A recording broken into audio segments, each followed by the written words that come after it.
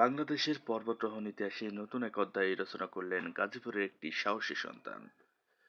টিনের চালা আর কাদামাখা উঠোনের ঘরে বেড়ে ওঠা এক তরুণ এখন দাঁড়িয়ে আছেন পৃথিবীর সর্বোচ্চ চূড়ায়। গাজীপুরের কালিয়ারকুপে জেলার বাগসালা গ্রামের সন্তান ইকরামুল হাসান শাকিল জয় করেছেন মাউন্ট এভারেস্ট।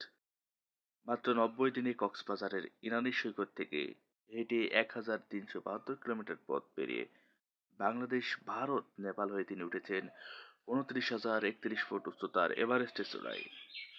2025 সালের 19শে মে সকাল 6টা 45 মিনিটে তিনি বিশ্বের সর্বোচ্চ শৃঙ্গ মাউন্ট এভারেস্ট 8,848 মিটার জয় করে বাংলাদেশের লাল সবুজ পতাকা উড়িয়েছেন সপ্তম বাংলাদেশ হিসাবে। এই খবরে এলাকায় বইছে আনন্দের বন্যা।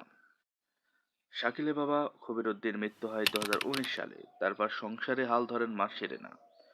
বড় ছেলে শাকিলের পাশাপাশি দুই ভাই সজীব ও শাকিল মিলে লড়াই করে টিকে রেখেছেন সংসার।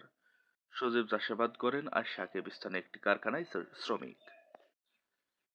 শাকিল 1994 সালে গাজীপুর জেলার কালিয়ারকুপ উপজেলার বাগসালা গ্রামে জন্মগ্রহণ করেন। শাকিলের শৈশব কেটেছে বাগসালা সরকারি প্রাথমিক বিদ্যালয়ে, এরপর জনতা উচ্চ বিদ্যালয় ও পিয়ার আলী কলেজে।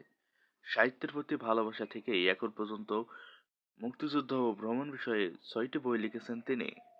গ্রামবাসী জানান শাকিল ছিল মেধাবী ও স্বপ্নবান ও পরিশ্রমী।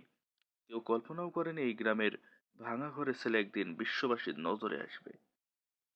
কালিয়াকৈর উপজেলার নির্বাহী কর্মকর্তা কাউসার আহমেদ বলেন, শাকিরের সাফল্যে আমরা গর্বিত। তার এই অর্জন এলাকার তরুণদের মধ্যে নতুন উদ্দীপনা তৈরি করবে।